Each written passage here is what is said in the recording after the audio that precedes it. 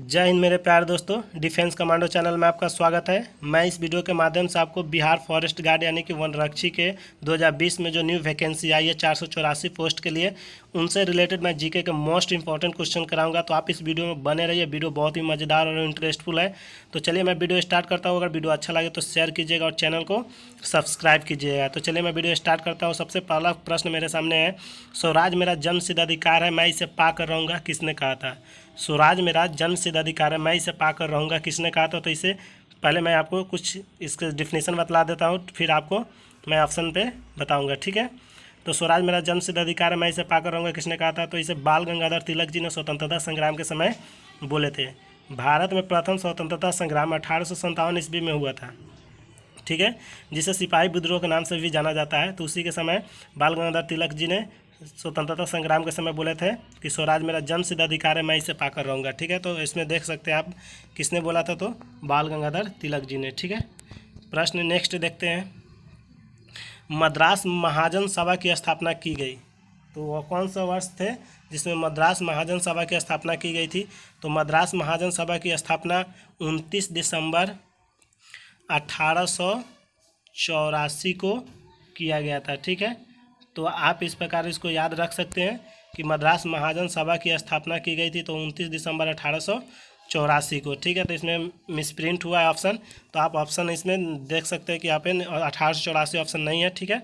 और इसको जो स्थापना किए थे वो रामास्वामी मुदालियर एवं पी आनंद चार्लू के द्वारा किया गया था। पी आनंद चार्लू एवं रामास्वामी मुदालियर के द्वारा 1884 में इसको स्थापना किया गया था, ठीक है। तो आप इस प्रकार याद रख सकते हैं। प्रश्न नेक्स्ट देखते हैं। तो प्रश्न नेक्स्ट है हमारे सामने, भारतीय राष्ट्रीय कांग्रेस के प्रथम अधिवेशन में कितने प्रतिनिधियों ने भाग लिया था? तो भारतीय राष्ट्रीय कांग्रेस के प्रथम अधिवेशन में 72 प्रतिनिधियों ने भाग लिया था, जिसमें 54 जो थे हिंदू थे और 2 मुस्लिम थे, और शेष जो थे पारसी एवं सिख थे, ठीक है। तो सिख एवं पारसी एवं जैन थे, सॉरी, तो शेष कौन थे? पारसी एवं जैन थे, ठीक है। तो इस प्रकार आप इसे याद रख सकते हो। और ऐसे भी आपको याद रख सकते हैं कि भारतीय राष्ट्रीय कांग्रेस के प्रथम अधिवेशन कब हुआ था? तो 28 से 31 दिसंबर के बीच हुआ था, 1885 में, जो मुंबई में हुआ था, ठीक है। तो इस प्रकार आप इसे याद रख सकते हैं। प्रश्न नेक्स्ट देखते हैं, स्वतंत्र भारत के पहले भारतीय गवर्नर कौन थे? तो स्वतंत्र भारत के पहले भारतीय गवर्नर जनरल राजगोपालाचारी थे, जिन्हें राजा जी के नाम से भी जाना जाता था, और अंतिम गवर्नर जनरल के रूप में भी इन्हें जाना जाता है। राजगोपालाचारी को स्वतंत्र भारत के अंतिम गवर्नर जनरल के रूप में भी जाना जाता है। तो आप इस प्रकार इन्हें याद रख सकते हैं। प्रश्न नेक्स्ट देखते हैं, नेशनल काउंसिल ऑफ एजुकेशन की स्थापना कब हुई थी? तो नेशनल काउंसिल ऑफ एजुकेशन की स्थापना कब हुई थी? तो आप इस प्रकार इसे देख सकते हैं। तो नेशनल काउंसिल ऑफ एजुकेशन की स्थापना 15 अगस्त 1906 को हुआ था, ठीक है। नेशनल काउंसिल ऑफ एजुकेशन की स्थापना 15 अगस्त 1906 को हुआ था, ठीक है। तो इस प्रकार आप इसे देख सकते हैं। प्रश्न नेक्स्ट देखते हैं, असहयोग आंदोलन शुरू किया गया था। तो असहयोग आंदोलन कब शुरू किया गया था? तो 1920 में शुरू किया गया था, ठीक है। और असहयोग आंदोलन क्यों शुरू किया गया था? तो आप इसको याद रख सकते हैं कि 13 अप्रैल 1919 के जालियांवाला बाग हत्याकांड और खिलाफत आंदोलन के विरोध में गांधी जी ने अगस्त 1920 को असहयोग आंदोलन चलाया था, ठीक है। 13 अप्रैल 1919 के जो जालियांवाला बाग हत्याकांड हुआ था, तो उनके विरोध में गांधी जी 1920 में असहयोग आंदोलन चलाए थे, ठीक है। तो इस प्रकार आप इसको याद रख सकते हैं। और आपको जालियांवाला बाग हत्याकांड कब हुआ था? तो 13 अप्रैल 1919 को। प्रश्न नेक्स्ट देखते हैं, मॉन्टेग्यू चेम्सफोर्ड की रिपोर्ट। तो मॉन्टेग्यू चेम्सफोर्ड की रिपोर्ट के अनुसार आप इसको याद रख सकते हैं, ठीक है। तो भारत सरकार अधिनियम 1919 का था, ठीक है। भारत सरकार अधिनियम 1919 का था। तो इस प्रकार आप इसको याद रख सकते हैं। प्रश्न नेक्स्ट, शेर पंजाब के नाम से इनमें से कौन मशहूर थे? तो शेर पंजाब के नाम से लाला लाजपत राय जाने जाते थे, ठीक है। तो आप इनके बारे में भी कुछ डिटेल जान लीजिए। तो शेर पंजाब के नाम से लाला लाजपत राय जाने जाते थे, और इन्हें ये राष्ट्रीय कांग्रेस जो थे, भारतीय राष्ट्रीय कांग्रेस के ये गरम दल के नेता थे। लाला लाजपत राय भारतीय राष्ट्रीय कांग्रेस के गरम दल के नेता थे, ठीक है। और इन्होंने साइमन कमीशन के बहिष्कार के दौरान 1928 में सिर पर चोट लगने के कारण उनकी मृत्यु हो गई थी। 1928 में साइमन कमीशन का जब विरोध हो रहा था, बहिष्कार हो रहा था, उस समय इनको लाला लाजपत राय के सर पे चोट लगे थे और इनकी मृत्यु हो गई थी। उसी समय इनको शेर पंजाब की उपाधि से जाना जाता है, ठीक है। तो इस प्रकार आप इनको याद रख सकते हैं। ठीक है, लाला लाजपत राय को शेर पंजाब के नाम से जाना जाता है। ठीक है, अब नेक्स्ट प्रश्न देखते हैं हम लोग। तो नेक्स्ट प्रश्न है कि गांधी इरविन समझौता हुआ था। तो गांधी इरविन समझौता जो हुआ था 5 मार्च 1931 को हुआ था। ठीक है, 5 मार्च 1931 को हुआ था। और इसी समझौता के बाद जो था ना, सविनय अवज्ञा आंदोलन को स्थगित कर दिया गया था।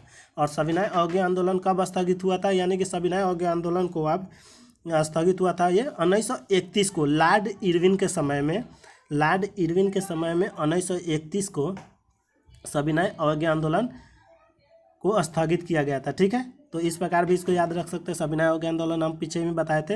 असहयोग आंदोलन को 1920 में शुरू हुआ था। ठीक है, तो 1931 देखिए इसमें ऑप्शन कहाँ है, तो ऑप्शन नंबर 2। ठीक है, तो इस प्रकार आप इसको याद रख सकते हैं। प्रश्न नेक्स्ट देखते हैं, निम्न में से कौन सा गोलमेज सम्मेलन 1932 में हुआ था।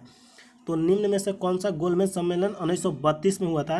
तो याद आप इसको रखने के लिए सबसे पहले याद रख सकते हैं, ऐसे तो इसको याद रख सकते हैं कि यह तीसरा गोलमेज सम्मेलन थे। ठीक है, तीसरा गोलमेज सम्मेलन थे जो 1932 में हुए थे। ठीक है, तो ये 17 नवंबर से 24 दिसंबर तक 1932 में जो लंदन में हुए थे। कहाँ हुए थे, तो लंदन में हुए थे। ठीक है, तो इस प्रकार आप इसको याद रख सकते हैं। ठीक है, तो आप प्रश्न नेक्स्ट देखिए, अभिनव भारत से कौन संबंधित है। तो अभिनव भारत से जो संबंधित है वो बी.डी. सावरकर। इनका पूरा नाम क्या है, तो विनायक दामोदर सावरकर। ठीक है, तो अभिनव भारत के नाम से कौन संबंधित है, तो बी.डी. सावरकर, जिन्हें अभिनव भारत से संबंधित कौन है, बी.डी. सावरकर, जिसे विनायक दामोदर सावरकर ने महाराष्ट्र में 1904 में अभिनव भारत नामक संस्था के स्थापित किया था। जो ये संस्था थे 1904 में इन्होंने महाराष्ट्र में स्थापित किए थे, विनायक दामोदर सावरकर, यानी कि बी.डी. शॉर्ट फॉर्म है बी.डी. सावरकर। तो इस प्रकार ऑप्शन नंबर 1 हो जाएगा। प्रश्न नेक्स्ट देखते हैं, करो या मरो का नारा करो या मरो का संबंध किस आंदोलन से है। करो या मरो का संबंध किस आंदोलन से है, तो आप इस प्रकार इसको याद रख सकते हैं कि करो या मरो का जो संबंध है वो आपको भारत छोड़ो आंदोलन से है। ठीक है, तो भारत छोड़ो आंदोलन कब हुआ था, तो 9 अगस्त 1942 को गांधी जी के द्वारा भारत छोड़ो आंदोलन दिया गया था, जिसमें ही नारा दिया गया था, तो करो या मरो। ठीक है, आप नेक्स्ट प्रश्न देख सकते हैं यहाँ पे, किसके प्रयत्न से बिहार प्रांतीय कांग्रेस का दूसरा अधिवेशन हुआ था। तो किसके प्रयत्न से बिहार प्रांतीय कांग्रेस का दूसरा अधिवेशन हुआ था, तो इसे याद रख सकते हैं आप श्री दीप नारायण सिंह को। ठीक है, श्री दीप नारायण सिंह के बारे में मैं कुछ आपको बता देता हूँ। ये बिहार के सेकेंड सीएम थे। दूसरा सीएम कौन थे बिहार के, तो श्री दीप नारायण सिंह थे, जो 1961 में बने थे। ठीक है, 1961 में। बहुत ही मोस्ट इंपॉर्टेंट क्वेश्चन है, आप इस पर ज़्यादा फोकस कीजिए, क्योंकि बिहार से रिलेटेड ये क्वेश्चन कितने बार एग्जाम में पूछे जा चुके हैं, तो आप इसको याद रखिएगा। ये सेकेंड सीएम थे और 1961 में इन्हें सीएम बनाया गया था।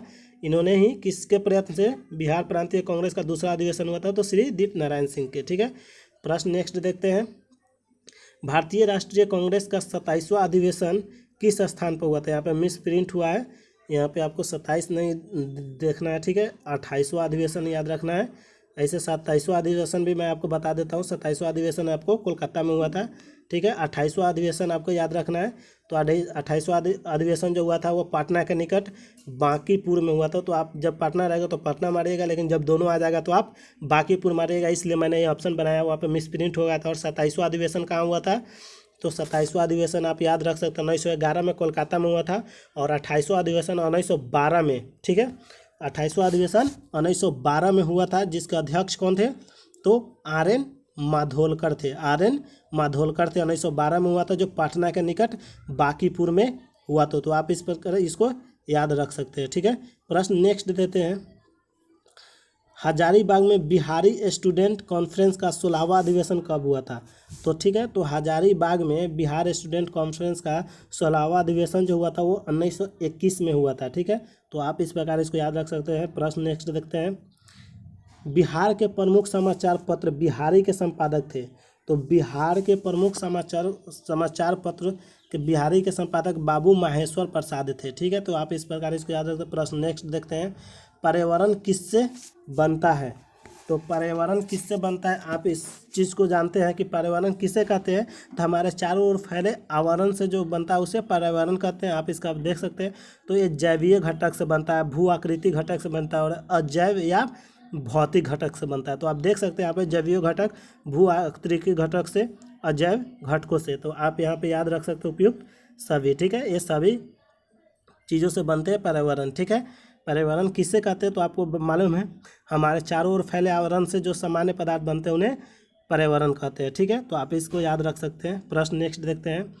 समवहनी वैस्कुलर पौधों में पानी ऊपर किससे जाता है।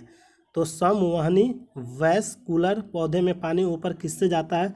तो आप इसे याद रख सकते हैं कि समवहनी को, इसको इंग्लिश में ट्रैकियोफाइट भी बोला जाता है, ट्रैकियोफाइट बोला जाता है। ठीक है, तो आप इस प्रकार इसको देख सकते हैं कि जाइलम टिश्यू के द्वारा जो होता है, इसमें पौधे में पानी ऊपर जाता है। ठीक है, क्योंकि इसका जो होता है ना, सामान्य पौधे की अपेक्षा ये कठोर ऊतक होता है। इसका, इस पौधे का जो ऊतक होता है सामान्य पौधे की अपेक्षा इसका कुछ कठोर होता है। तो इस प्रकार इसको याद रख सकते हैं। ठीक है, नेक्स्ट देखते हैं। पौधे का कौन सा भाग फूल बनाने का उद्दीपन ग्रहण करता है। तो जब आपको सिंपली जानते हैं कि पौधे के जो शाखा होता है, शाखा जब बढ़ता है, फूलता है, तो उसी के द्वारा क्या होता है, फूल बनने की प्रक्रिया चालू होती है। तो आप इस प्रकार याद रख सकते हैं कि शाखा के द्वारा ही फूल, जब शाखा नए आते हैं तो भी उसमें फूल निकलते हैं। तो इसको याद रख सकते हैं। ठीक है, प्रश्न नेक्स्ट देखते हैं।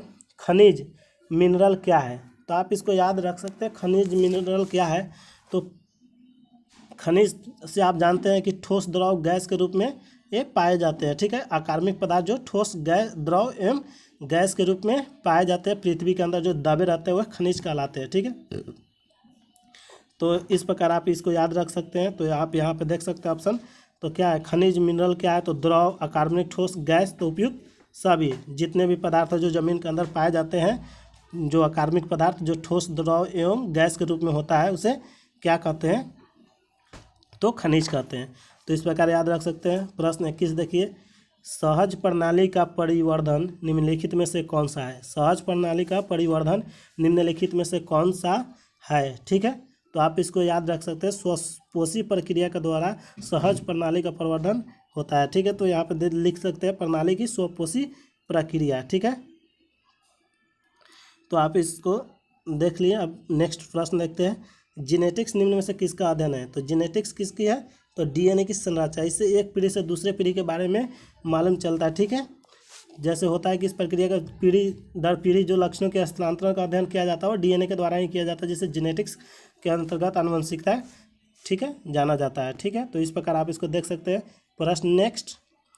मेंडल के आनुवंशिकता का सिद्धांत किस पर आधारित है। ठीक है, तो लैंगिक जनन पर आधारित है। ठीक है, मेंडल का आनुवंशिकता का सिद्धांत लैंगिक जनन पर आधारित है। ठीक है, तो आप इस प्रकार देख सकते हैं। प्रश्न ऑप्शन 2। ठीक है, तो आप इस प्रकार इसको देखिए। अब प्रश्न नेक्स्ट देखते हैं। भ्रूण किस में मिलता है। तो भ्रूण किस में मिलता है। तो भ्रूण जो बीज के अंदर पाया जाता है, तभी तो हमको अंकुर फूटता है। भ्रूण जो बीज के अंदर पाया जाता है, तो जब हम बीज रखते हैं फूटने के लिए तो उससे अंकुर निकलता है, तो बीज में भ्रूण पाया जाता है। ठीक है, तो प्रश्न नेक्स्ट देखते हैं। दुमटी मिट्टी में, मिट्टी का कौन सा कण मिलता है। तो दुमटी मिट्टी में जो होता है ना, तो दुमती मिट्टी को, यानी कि दुमिट्टी को क्या कहते हैं, लोम मिट्टी भी बोला जाता है। ठीक है, तो इसमें बालू का कण भी मिलता है, चिकना कण भी मिलता है और पांसु कण भी मिलता है। तो देख लीजिए, इसमें बालू कण जो होते हैं ना, बालू के कण 40% होते हैं। ठीक है, बालू के कण 40% होते हैं।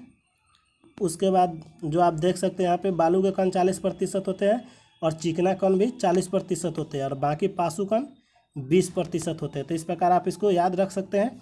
ठीक है, तो इसको आंसर क्या हो जाएगा, उपयुक्त सभी। प्रश्न नेक्स्ट। एक ही प्रकार का परमाणु निम्न में से किस में मिलता है।